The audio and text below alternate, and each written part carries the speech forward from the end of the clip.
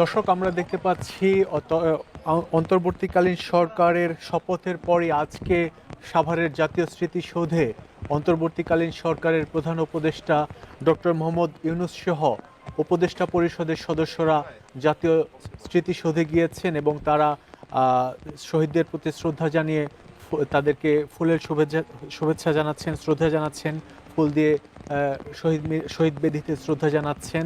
আমরা দেখেছি যে সকাল 9টা 50 মিনিটের দিকে সাভারের যে জাতীয় স্মৃতিসৌধ রয়েছে সেখানে তারা উপস্থিত হন। হেলিকপ্টার যোগে ডক্টর মোহাম্মদ ইউনূস সাভারে পৌঁছান।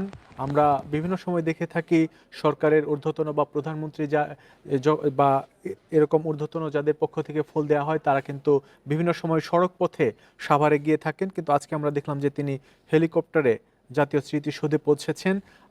দেখতে পাচ্ছেন বৃষ্টি হচ্ছে, বৃষ্টি উপেক্ষা করে তারা শহীদদের প্রতি শ্রদ্ধা জানালেন।